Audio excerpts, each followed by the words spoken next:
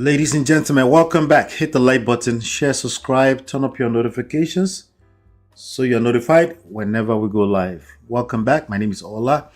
We have a story right now. APC by-elections. Is Fubara's camp cracking apart? By-election tickets, a rattled Fubara camp and the weaker effect in the APC.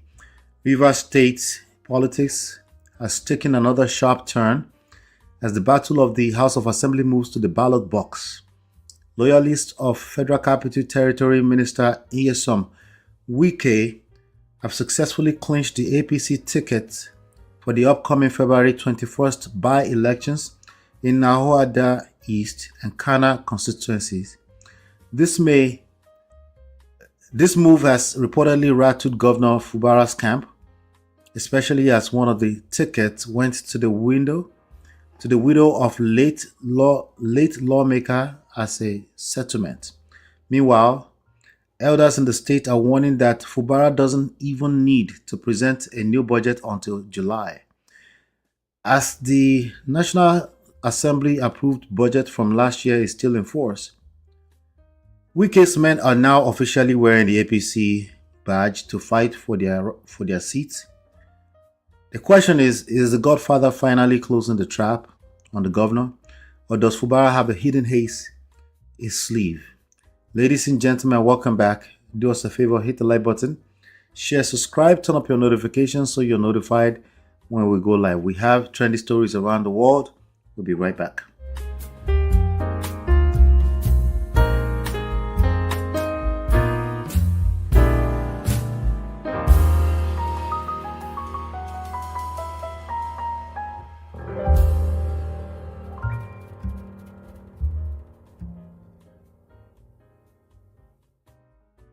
All right, welcome back, ladies and gentlemen. So the question again, Chief, is the Godfather finally closing the trap on the governor, or does Fubara have a hidden haze up his sleeves? Ladies and gentlemen, hi, Chief Oladimeji Abitogun. Welcome back, sir. Thank you for bringing me back. Good to be back with our teaming audience all over the world. The question you have asked, it's hard to really say if Nyesom Wike would be able to close in on or tidy up the loose ends of his intriguing and very deadly political stranglehold on the government and the people of Rivers State at the moment. And understand that the APC at the national level is taking a stand already, saying that the right of first refusal for a second-term ticket is on the card for the campaign first-time governors who are decamping from whether NNPP in Kano State, or as the case may be, that of similarly Fubara, the governor of Rivers State, and elsewhere. It looks like Nyesom Wike may be fighting a lost battle. And it's so obvious that this person is not stopping at anything to embarrass somebody he once touted as his godson. But being a godson, even if this person were his biological son, what do you expect for a child that is over 18 years of age, unless a different standard applies somewhere in Nigeria? But I know that today Nigerian American, but as somebody that was born in Nigeria, and I understand the traditions and culture of our people so well, so deeply. In Yoruba parlance, when a child has come of age, when a child has outgrown being whooped with the cane, you can only roll your eyes at him or her. So this one that everybody thinks, oh, even when Yes Nwike is not the biological father of Governor Simlai Fubara, he to look, I mean, it's so interesting where all this would lead. Now, you mentioned the fact that by-election ticket in Ahada and some other House of Assembly constituencies in the state were clinched by APC loyalists of Yes Nwike. Yes, they may be his loyalists. The moment they win on the ticket of APC, I think President Bola Ahmed Tinubu will want to save the day and make sure that this governor, whom they are trying to strip naked, to make him dance on the street, like the unfortunate incident in which one Mr. Obaseki was humiliated on this. I mean, to be made to go on a shameful parade for just some cultural misconceptions and misunderstanding. Where I mean, far away in Europe, and then coming to Benin City to be dragged on the street by some thugs, whom the palace in Benin City has now denounced and denied. So, to want to strip Governor Fubara naked the way this man is going, it's going to come back to that well-known tale of the tortoise. You know, when the accusation is laid and the tortoise's in-law is insulted, pelted, humiliated on the way to the market. By the time the market is over towards the twilight of the day, everybody coming started heaping curses and blames on the tortoise for Sabi and overdoing the show, for overstaging the show. So it would be okay for Yes Nwike to understand that everybody now looks at him as the man who is going, no, if this Nigeria's current democratic dispensation is going to have some hiccup and some quagmire, that Yes Nwike will be a major disgraceful factor, a major protagonist in all that. So maybe it should begin to really think twice about the antics it's been displaying. And if you understand that in this game, President Bola Ahmed Tinubu may be a more experienced political strategist than he is. Like I've always said, for now, he's occupying the stage, doing all these rigmaroles, delicate and deadly balancing and far-reaching cutthroat tactics in politics.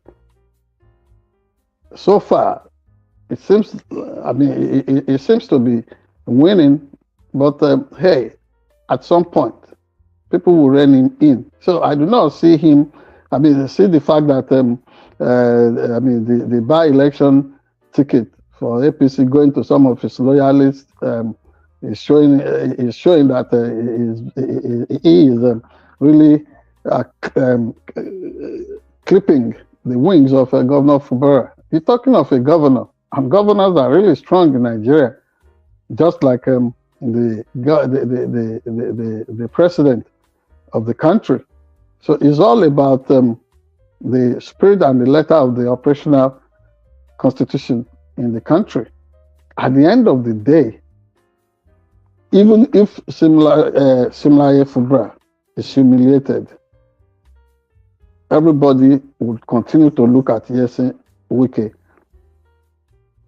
as a satanic being, as some kind of evil personality, not a genius, but just somebody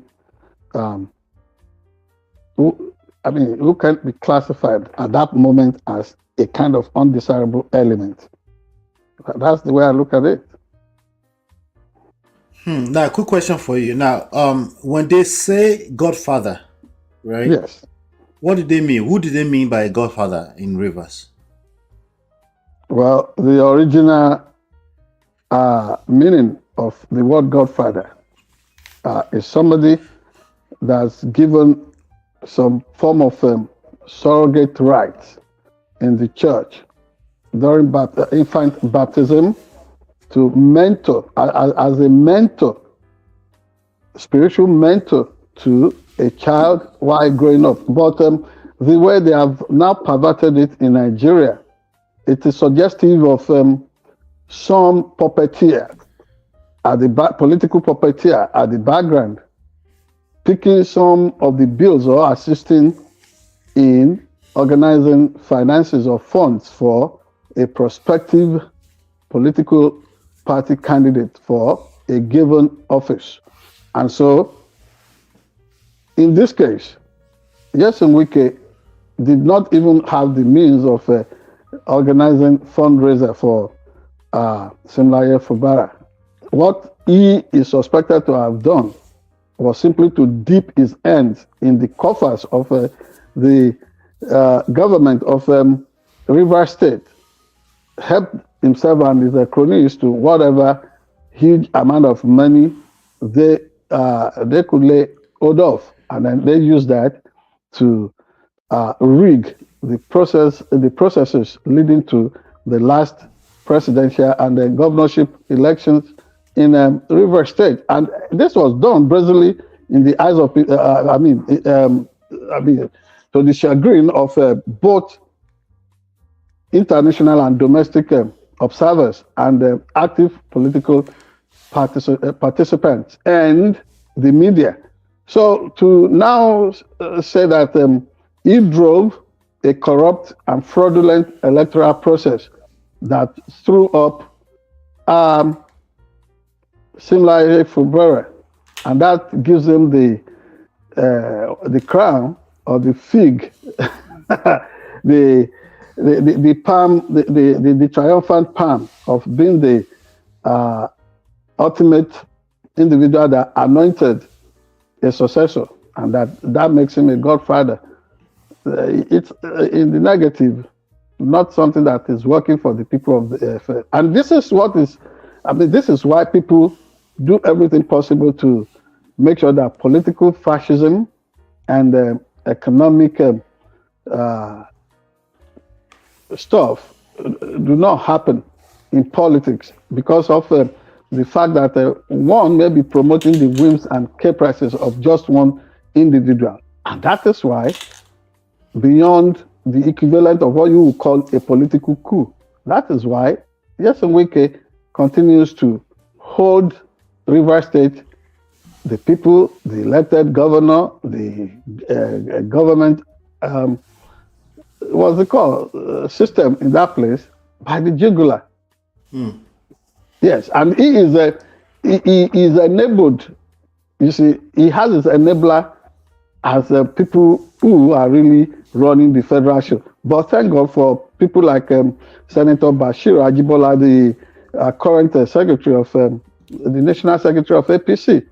They are trying to see if they can reposition the politics of Nigeria to make it, obvious to everybody that no entrenched or vested power or individual would be the one manipulating the entire system. But Yesen Wike has been too lucky. By now, I know as a journalist, I would never have been in that kind of position to pull that, the leverage that can contain somebody like this. But if I were in that kind of position, honestly, he will be in prison by now. No single individual should be strong enough, whether in America or in Nigeria, anywhere in the world, to want to torpedo the ship of state. But that is what he has done without being bridled, without being reined in. And it's a surprise to me.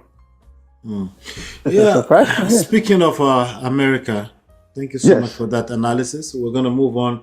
We're watching the Fubara Wike River story. We'll continue to watch it. We'll continue to cover it. But let us know what your thoughts are in the comment section. Hit the like button. And even as we watch the situation concerning River State, let us also keep an eye on developments all over Nigeria and Africa. Are you going to talk of Uganda? You're going to talk of the Kano situation, the face-off between a protégé and another so-called godfather, Rabiu Kwakwanso, or you want to look at the politics of Nigeria.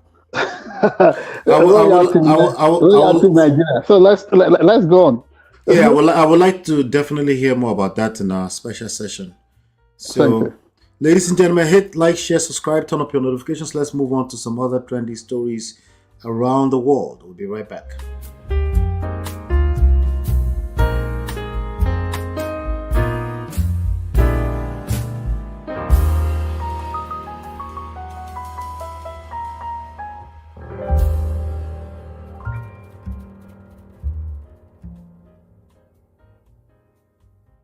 All right, welcome back. Welcome back. Let's talk about Minneapolis, the shootings. Trump versus Walz explodes.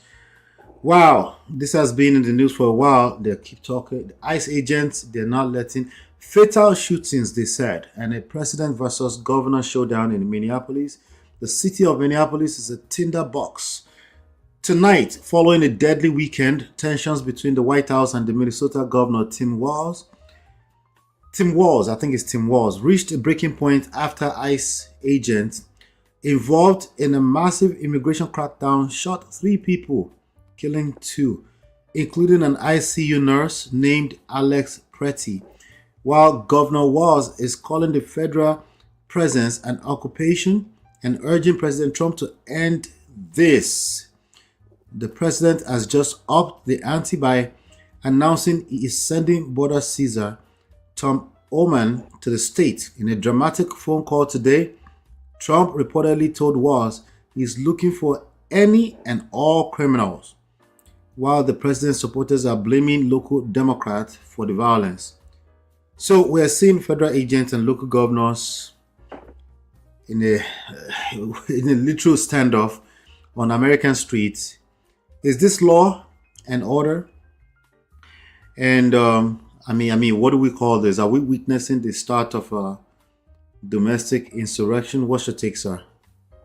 Well, it's none of the situations you have you have highlighted, but what it is a situation in which somebody ran for office, promised a dose of poison for the political space, and people forgot. They slept on the wash. And remember, a past leader of this country, the United States of America, had said that eternal vigilance is the price for liberty. So people lost that fix on the price. And so this is what the cost is for all of us in the United States of America. And do not forget that not even those who did not vote for him are bearing the brunt of whatever is going on. Not only those, not Democrats, not independents who did not like Donald Trump 2.0. No. Even Republicans now, even some people who actually bought into the egregious extreme agenda of the so-called MAGA movement and Donald Trump himself, everybody is now paying the price of just opening our eyes and allowing, and handing over such a prized possession, the American presidency, to somebody with some unstable mind. Sometimes you can even question the mental health of this individual. So this is beyond what you were trying to describe. Is this, yes, the center simply is not holding, and mere anarchy is everywhere in America right now. This is far, far beyond California. This is far, far beyond Minnesota. It's what you also saw right before everybody in Darfur at the World Economic Forum in Switzerland last week. You know, this is somebody that would be excited to want to be the liberator for Nigerian Christians. But how is this dealing with some American Christians back home here? Another question to ask. So, if this is law and order, then I need another definition of what law and order would mean. Because simply, like Tim Walz, the governor of Minnesota, has put it, this is nothing other than territorial invasion. The limits are there. This is not Nigeria where people would canvass through federalism and then you serve them militaristic Unitarian structure in the name of federal government. No, the limits are clearly spelled. Every state, every federating state of the United States of America has its constitution. And the constitution is the building DNA of every government. Whether it's city government, whether it is a state government, whether it is municipal or counties in the United States. The limits are clearly set, and it's clear to everybody, but somebody who said he will want to be a dictator just for one day. You see what he's been doing. So this is what it is. This is what this is about. For example, why racially profile Somalians who live in the state of Minnesota as if once you see a black man's face, that is the synonym for criminality. And so everybody across color pigmentation say, no, this is all wrong. And then that's why the first victim went down. The first fatality occurred because of that. And the second one, in the case of Alex Preedy has been identified as an intensive care unit nurse with a VA hospital facility.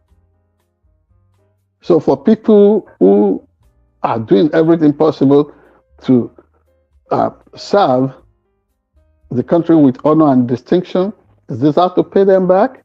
And then all kinds of elements,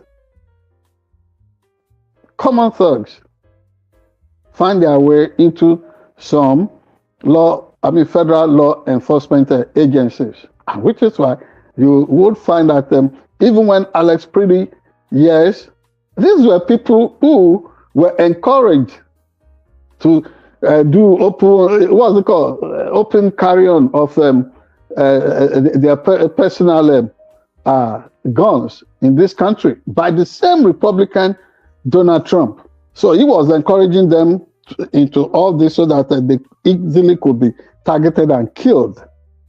I have never seen this kind of a moral crisis in my life. I have never seen this kind of illegality in my life. And for the first time, I am extremely bothered that this is the kind of example that America may be exporting to the unsuspecting world. So now we are losing our moral standing, even with our international allies. And then we are turning against ourselves as citizens and its hapless government inside America here. And you think this recommends itself for some kind mentorship to the rest of the world? I think that sense of America's exceptionalism is being radically destroyed. And I am bothered. I mean, look at the number of individuals all over the world that will look at America as a place of beacon, the place of hope to run to for refuge, maybe as asylees or what have you. Today it's no longer the same. But all these things would just be for a season. You know, it's the funny way in which history has a way of recycling itself, repeating itself.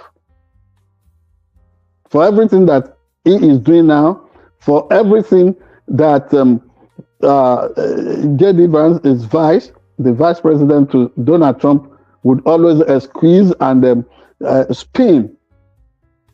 Can you imagine saying that somebody was a domestic terrorist? Which is not the truth. You have to call your citizens the ugliest names and descriptions just because you are fascinated with totalitarian leadership.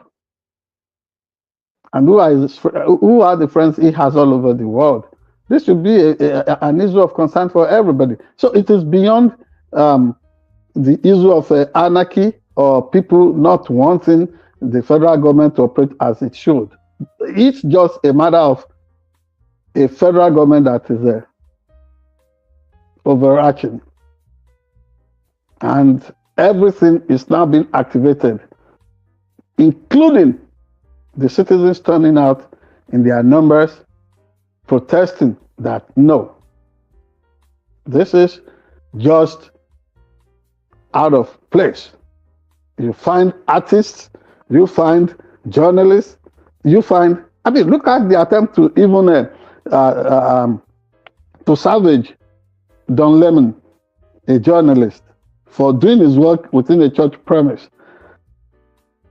Now, it's no longer about the crisis out there and the man who really stoked the entire trouble. The emphasis is now to look for some journalists to scapegoat. And this is closing in on virtually everybody in America today. America is losing its peace just because an individual is fascinated about totalitarian power. And dictatorship anywhere never ends well. It never ends well. Whether you lived under Abacha in Nigeria, or you have lived in Soviet Union, now defunct, with its successor, Russia, and elsewhere. Dictators are always losers. They are always losers. And I'm happy that this system, American system, is activating its self-cleansing mechanism. At the end of the day, American people will win. American people will triumph. This is what this is. I mean, this is what this moment is about, Ola. Hello, Ola. Yeah, can you hear me, sir? You can hear me now, right? Yes, I can hear you. I don't know. That's happening right under our nose, right there. It can happen in anywhere, obviously. And like you said, it's happening. There's a lot of these atrocities happening around the nation. But I'm looking at here, they're saying that a federal agent actually blocked the Minnesota Bureau of Criminal Apprehension, that's the state police, from the crime scene. Yes. So what does that tell us? I mean, we have one arm of the law blocking the other from investigating. Not one arm of the law. You would say an overarching federal agency preventing local investigative body from performing its legitimate and lawful duty. So ultimately, since it's obvious, it's clear to everybody that the federal government is always spinning this, including what's been proven to all of us by block by block video evidence, real-time evidence showing that the individual who was unalived may not have been at fault, and that this may be the work of some uniformed federal agents who are trigger happy and may be acting out their mental health status in real time. So ultimately, the state apparatus is going to even have its day. It may look so dramatic and theatrical for the moment. It's never going to be for too long. And do not forget that every opinion poll now is showing that more than 67% of Americans do not approve of whatever is being done against American citizens everywhere in the name of immigration law enforcement. Well, it sounds like a lot of mess, ladies and gentlemen. Let's move on to some other stories around the world. Quite very messy. I think it's quite very messy. Messy. Yeah. Hit the like button, share, subscribe, turn up your notifications so you're notified when we go live or we drop videos. So we'll be right back.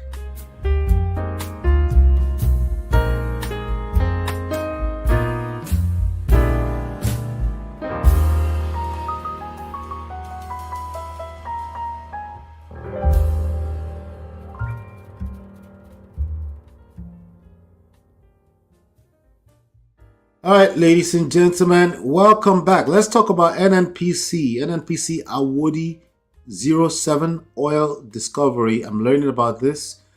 They say 146,000 barrels per day while the nation debates debt and inflation. A massive new oil find has just been confirmed in the Niger Delta.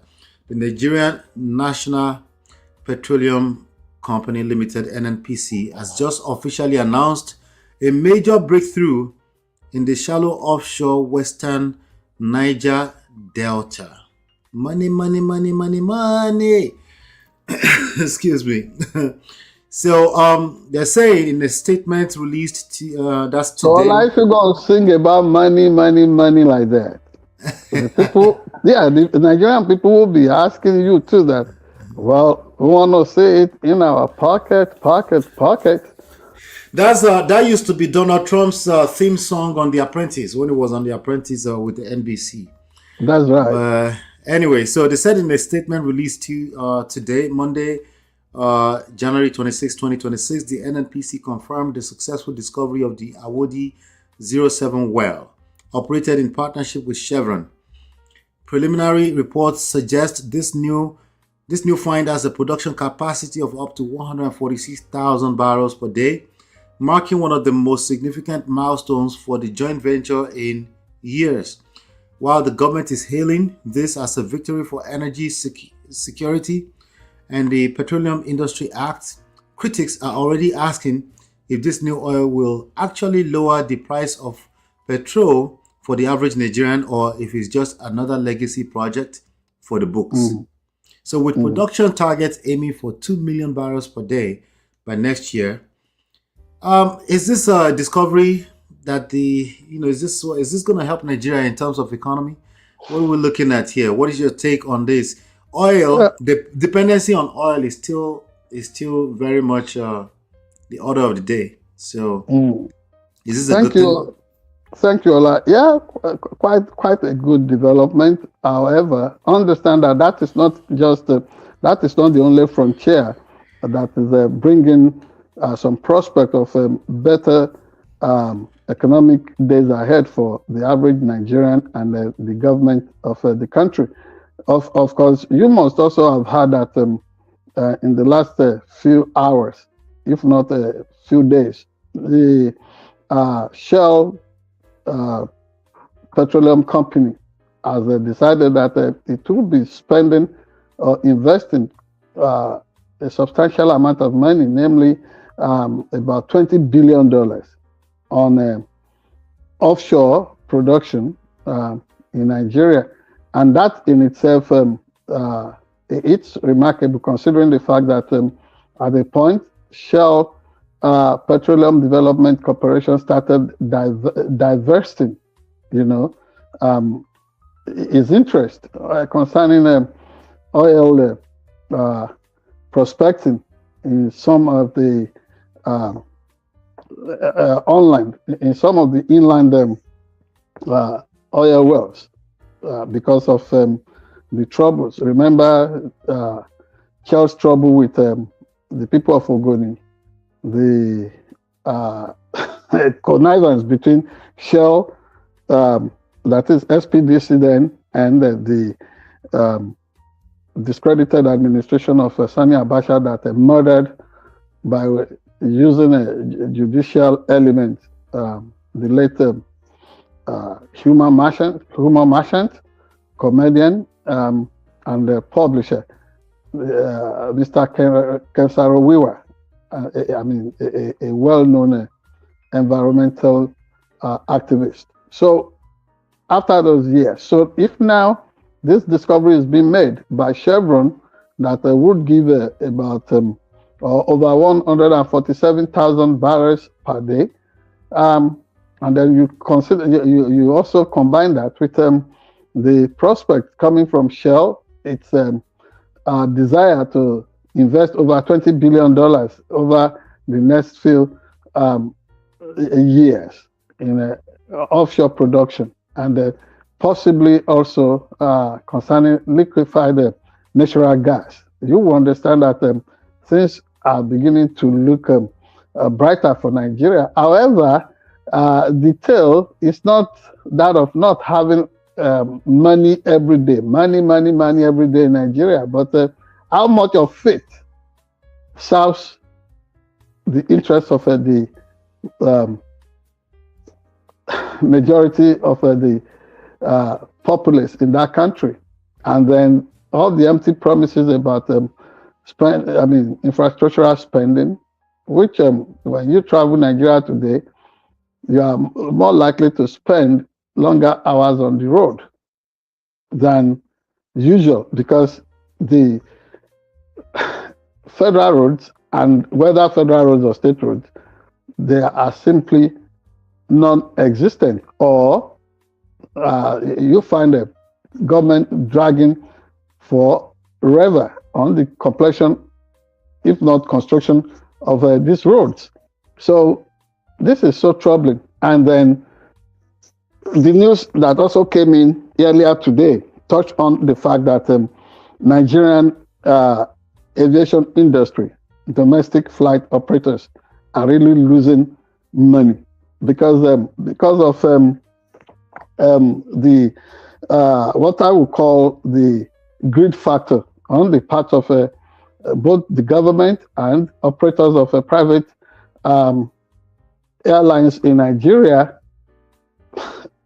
Those routes, the flights are overpriced, and so the law of diminishing return and economic equilibrium striking at each other is making it no longer interesting for Nigerians to want to. It's not sustainable that one-way flight in Nigeria could cost you as much as 750,000 naira. And where is that money coming from? So, yes, it will look like discoveries are being made. It will look like Shell will spend more money, $20 billion. That's a lot of money. It will look like, money will continue to come to the coffers of the government of the Federation. But in terms of the empowerment of the average Nigerian citizen economically, it does not really look like the trajectory will really work for everybody, until whether IMF is reporting positively on the economic reforms being championed by BAT, that is Bola Ahmed Tinubu, the president of the country, whether IMF is doing that, whether these discoveries are being made, whether foreign direct investments are coming in, whether the government is bragging about what is going on and what have you. Insecurity in the country, number one, would always rubbish the gains that would be made in terms of reforms, number one.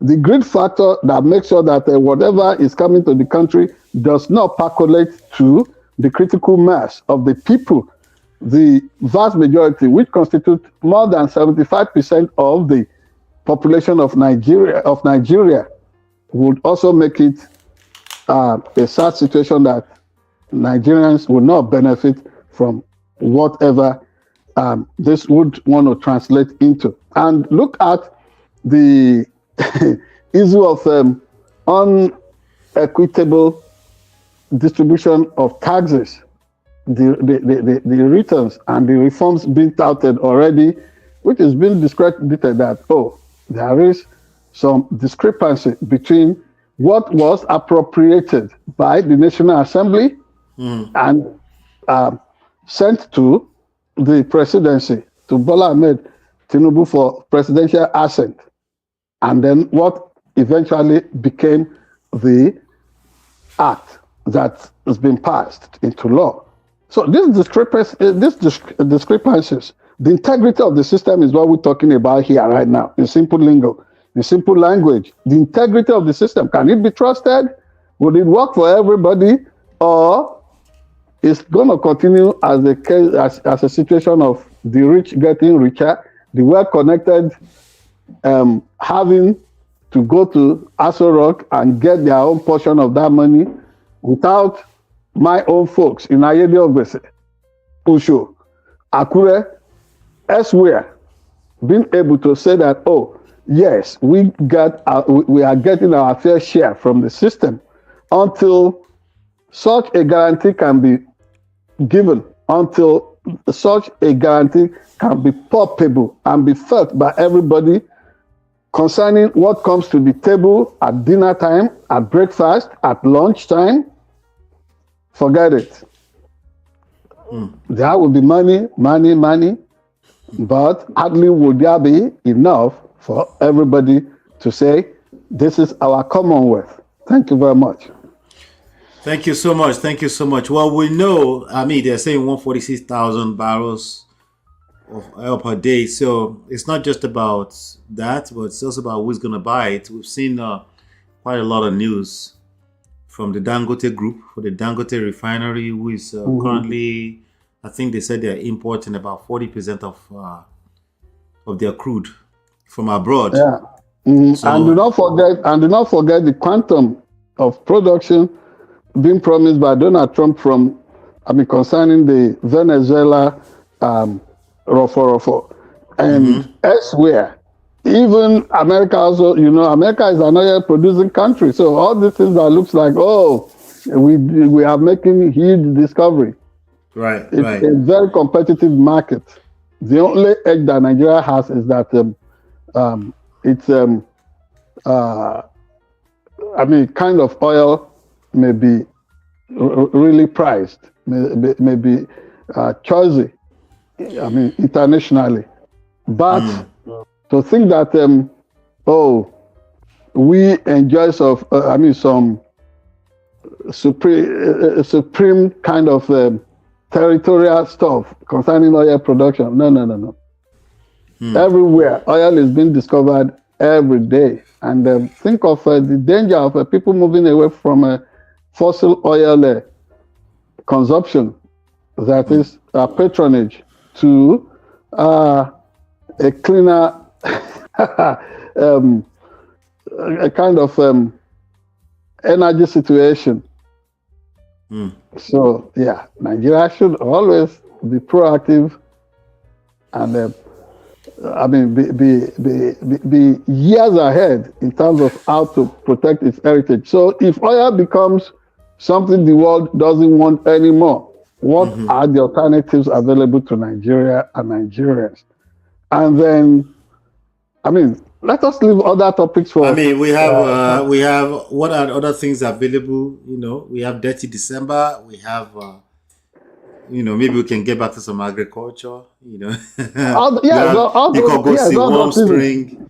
We have Yeah, some. all We those have things. And Afrobeats. We have Nollywood. by the way, Ola, have you seen the proactive disposition of Omoyele Sowore lately about going around Nigeria and profiling and showcasing the tourism potential of that country? Hold that thought. I want. Let's land on that right away. Hold that thought real Thank you. quick. Hit like, share, subscribe, follow, turn up your notifications, ladies and gentlemen. Let's move on. Let's move on. Let's move on. Welcome back. Welcome back. Let's move on. Just hit like for us and leave your opinions on the videos. I appreciate you. We'll be right back.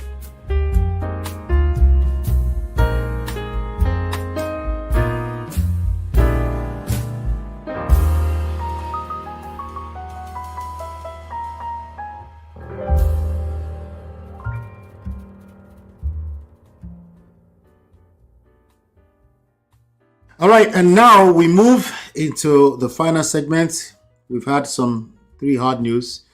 Let's get a sharp edge on this. Joining us again, joining our dialogue here is the man himself, our publisher, editor-in-chief, High Chief Oladimeji Abitogun. Welcome back, sir. Thank you so much, Ola. It's good to join you again. Yeah, so you were talking about Omoyele Sowore. Yeah, let me introduce that. This special section with with a sweet song. Ó ń ṣe fún wa ṣe, ó ń ṣe fún wa. Sowore ń ṣe fún wa ṣe, ó ń ṣe fún wa. Òun presidency kò lè ṣe. Sowore ń ṣe fún wa. Ohun tí governors kò lè ṣe ní Nàìjíríà wa. Omoyele ń ṣe fún wa. Ó ń ṣe fún wa ṣe, ó ń ṣe fún wa. So what do I mean? Yes, we have a president in Nigeria. Yes, sometimes you would say he does some things that worthy of admiration, worthy of being praised. But again, you really cannot say that he loves Nigeria more than the average Nigerian. For example, yes, this last Christmas, last December, he was away, wherever. Which president does that?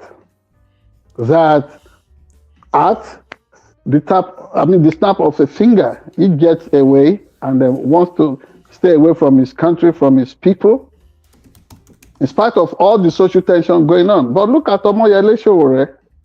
We don't know if they would ever give him a chance, but we know that he's always, held Nigerian leaders to account, whether as a news publisher, whether as a reporter, whether as an activist. So this last December, Omoyele Sowore was at Idonre for Mare Festival, the mountain climbing thing that brings everybody to town in Idonre. The tourism potential of that state. Omoyele Sowore was virtually everywhere, organizing one event or the other and showing example concerning agility and that physical fitness that a leader should be worthy of before you can say you want to lead more than 230 million strong people in a country.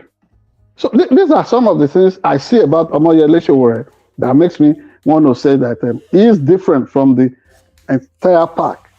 Because when last did you see Abubakar Atiku doing the workout? Peter Obi himself. But Omoyele Sowore would do road work, would climb mountain, would swim, would fish, would do things common for. He would play soccer. He would. Oh no. This is what I call leadership basics. This is what I call leadership basics on the part of so whether they are going to give him a chance or not, but they should learn from his example. Being around Nigeria, showcasing the potentials, the prospects of the country in terms of tourism, culture, tradition, everything, politics, leadership, economy. And this is somebody that lived in the United States here for more than 20 years.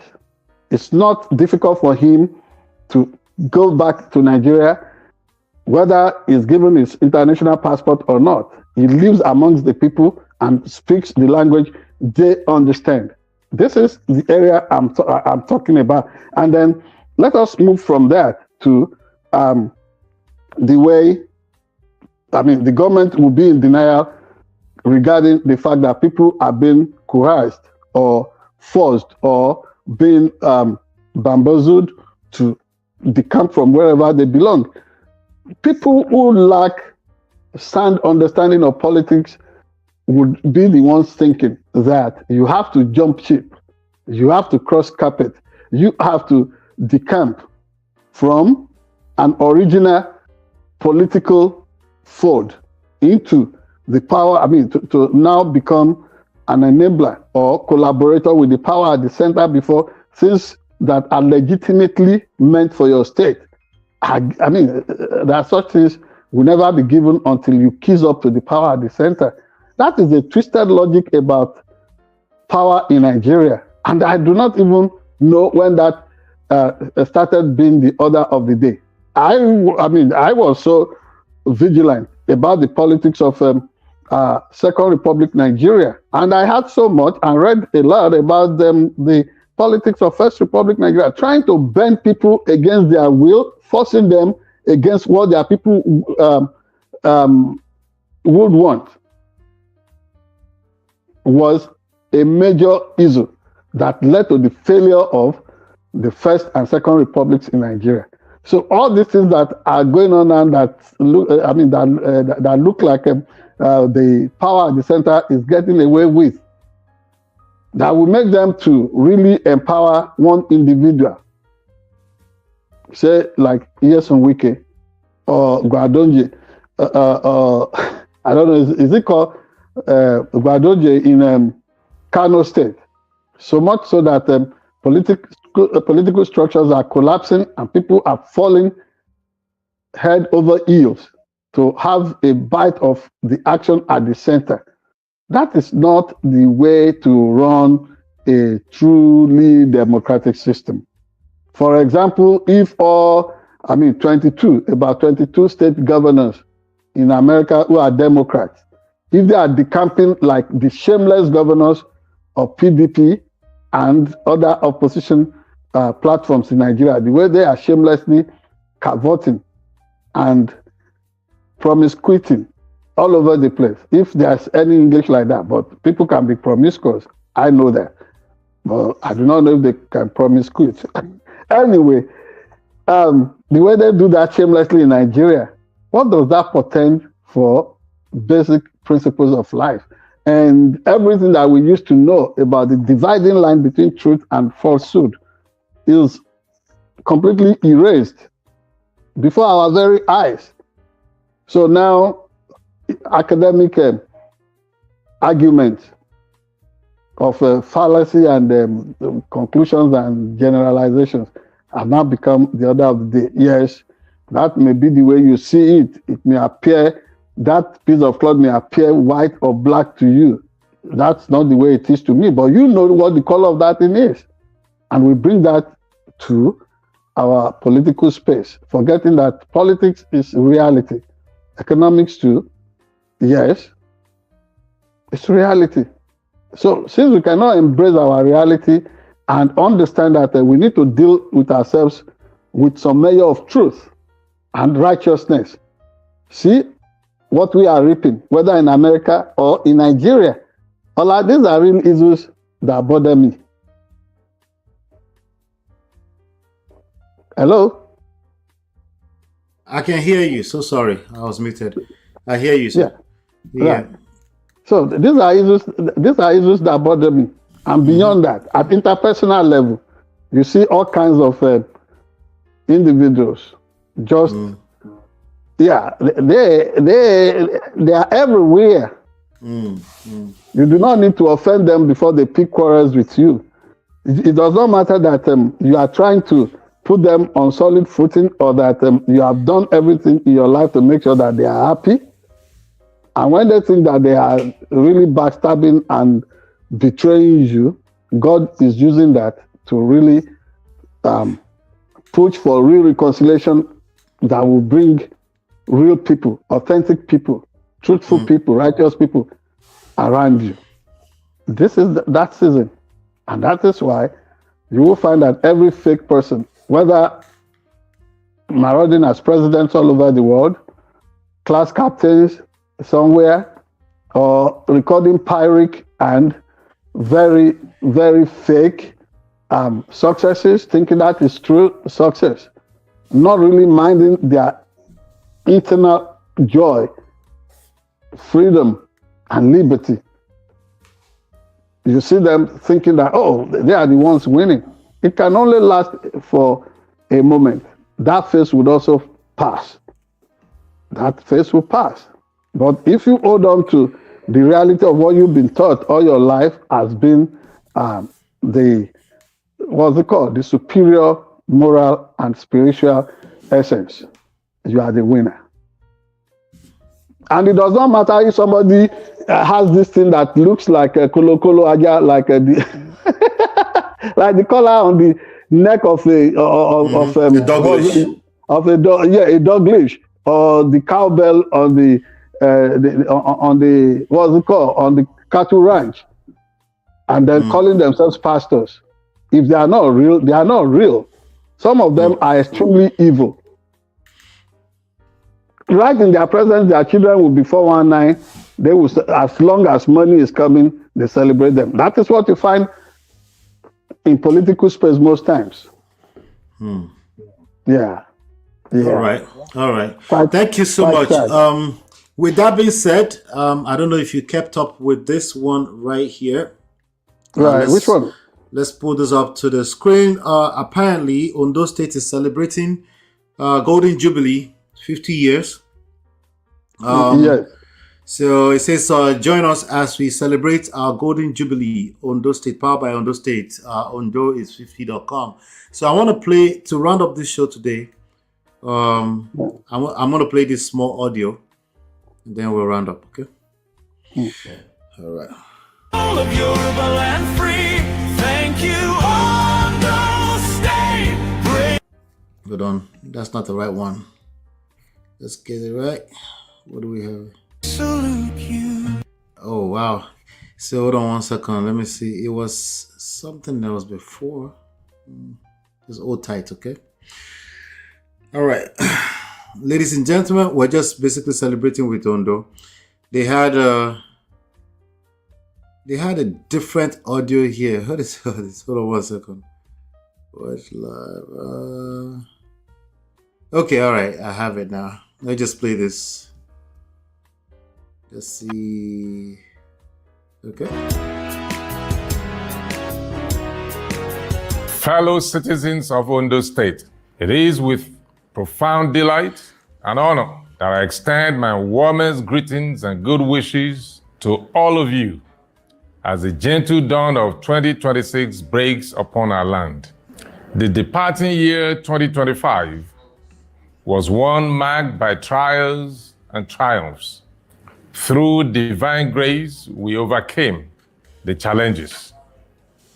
I express my profound gratitude to you all for your resilience, unwavering support, trust, and confidence in our administration. We acknowledge God for the quiet strength that sustained our people through the year gone by.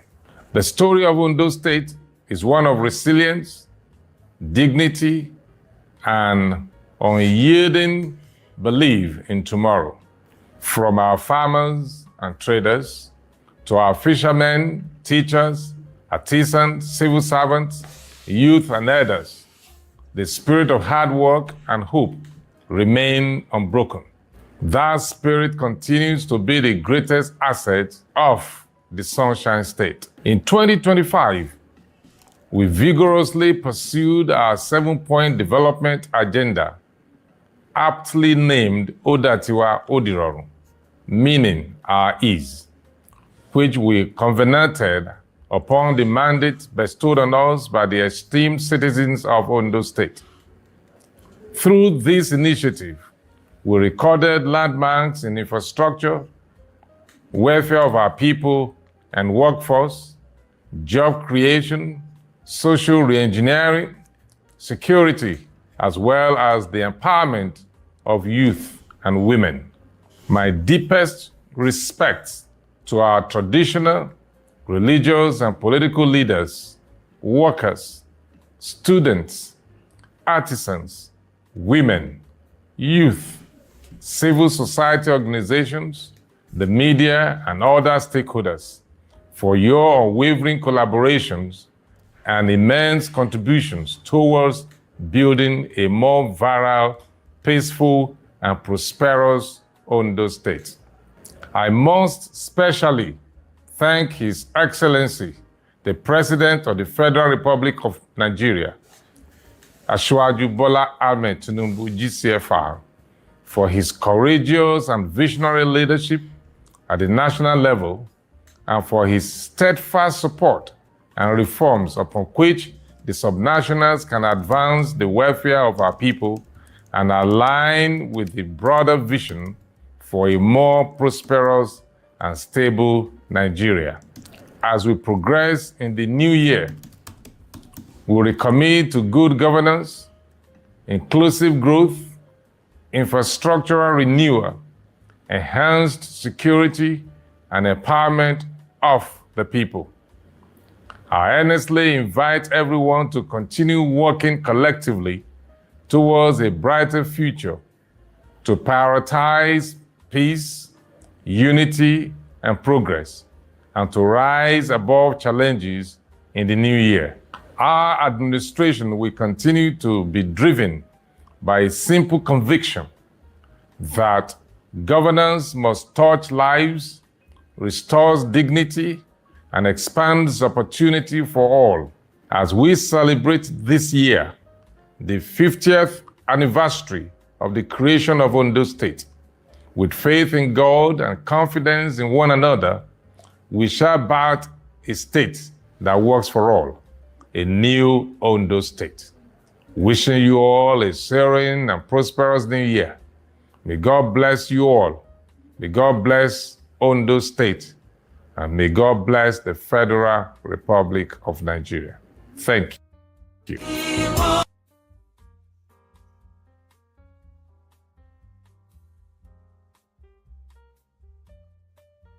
Hello?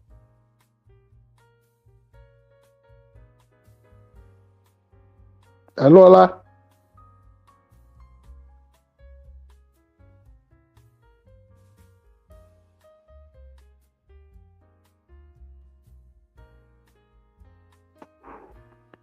Hello? Can you hear me now?